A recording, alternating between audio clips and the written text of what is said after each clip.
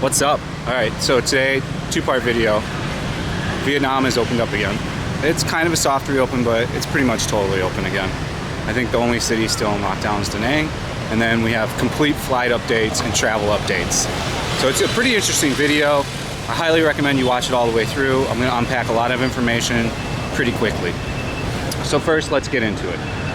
Alright, first things first is on Tuesday, pretty much every city opened everything back up again. Bars, karaoke's, clubs, all that good stuff. So Ho Chi Minh, Hanoi, Hoi An, Vung Tau, some kind of modeling thing here.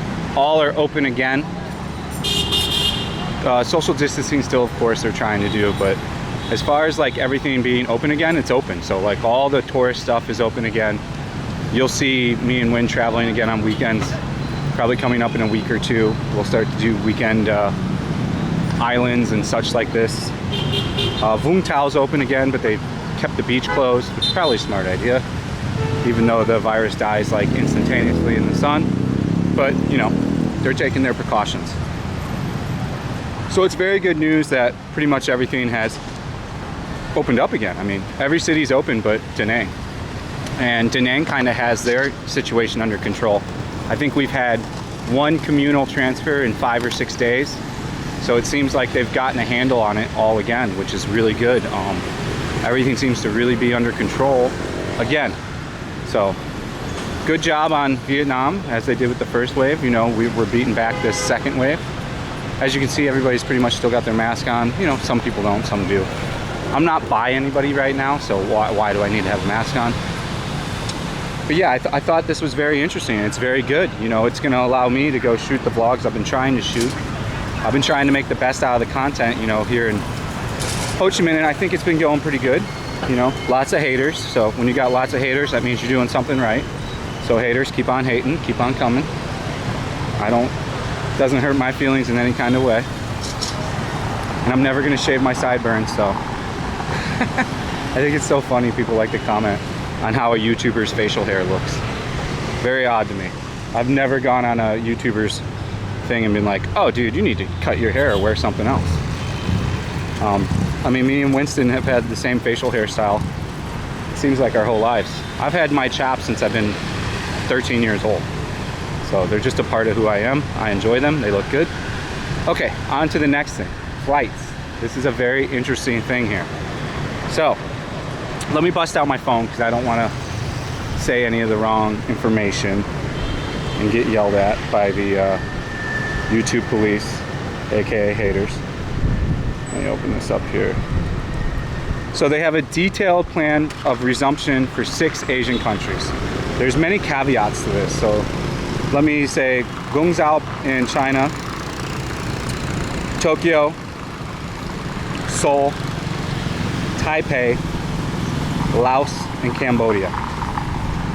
Okay, so they're gonna allow a limited number of these flights. I think it was saying 500 people a week or something in each one of them.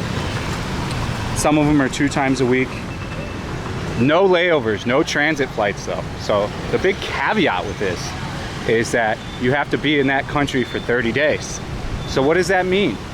As far as I know now, Cambodia will let in someone from America. I could be wrong, but I checked. I couldn't find much, but from what people told me in the comments, is Cambodia is going to let in Americans pretty quick. This starts on September 15th, by the way. So it seems like Cambodia is going to let in people from America.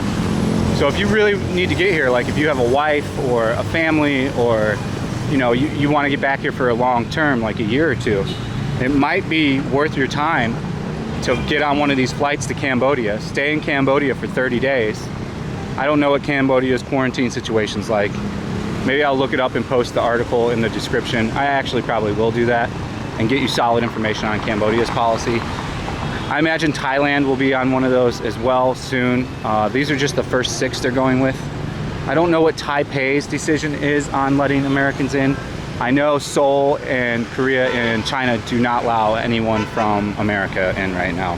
So I know for sure that those 4 places are out. So it's either going to be, you know, Laos, Cambodia, and eventually when they add Thailand. So yeah, like I was saying, if you really need to get here and you're gonna be here long term, I think it might be in your best interest if you're trying to get here as quick as possible. You know, this is to the couple of guys that are in my commenters that have like a wife here and they want to get back to their wife and their kids here. It might be in your best situation to go to Cambodia for a month. After a month, get a flight from Cambodia to here, do the 14-day quarantine. I mean, yes, that's a 44-day process, but 45-day.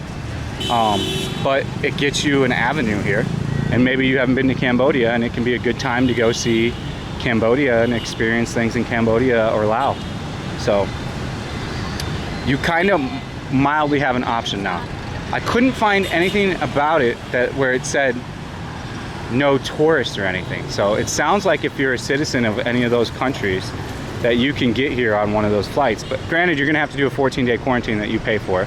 And you get a rapid test. It seems like Vietnam's got a hold of a rapid test at the airport, and the airline has to pay for the rapid test. You don't have to pay for the rapid test.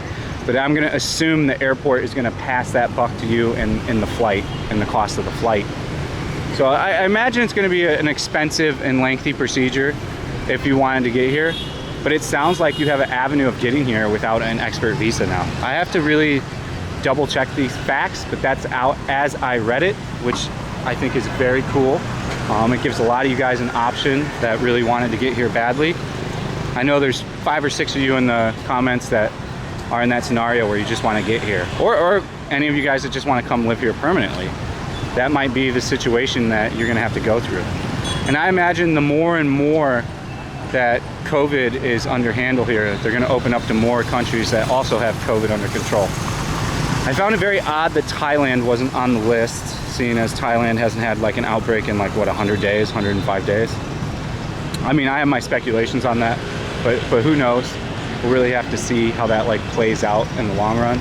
I would imagine that Thailand will get added to the list way sooner than later. And I imagine they're gonna stick with just those 6, 7, 8 countries for a while. I'm talking till like the end of the year. And all the countries I looked up, most of them aren't letting America on. America is pretty much banned from all those countries.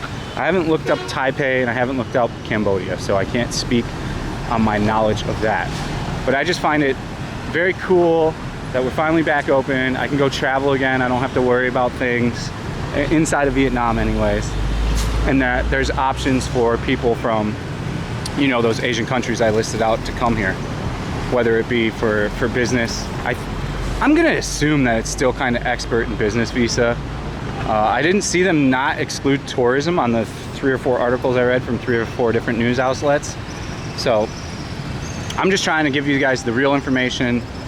Anything I can't document, I won't comment on it. So this is all just stuff I've read from different newspapers, and then I collect them all and take a consensus on it, and then come up with a good hypothesis, essentially. I love it when people correct my fucked up usage of big words. Yeah, I'm not educated, guys. I'll be the first to admit that. I know words, but you know, maybe it's not the exact word that should be used, but at least I'm trying. So I just thought you guys would find that very cool. I think we're in a very good situation now. I'm super excited about it. It sounds like they're getting their hands on rapid testing, which I think is going to be the essential key to world travel again in the 2021. Yeah, I hope so. I hope I can, you know, go to Korea next year, early next year, and go to Tokyo and go to Scotland and all these places I have on our journey to take you guys through this YouTube journey. We have now quite a few Scotland subscribers and commenters that will show me around different parts of Scotland, so that'll be super cool.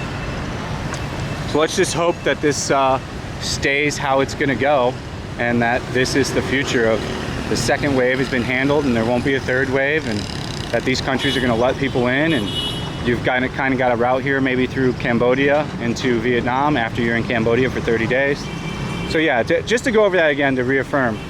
So you have to be in that country of origin, that of those 6 countries for 30 days or more before you can come here. You cannot do a transit or a layover flight here.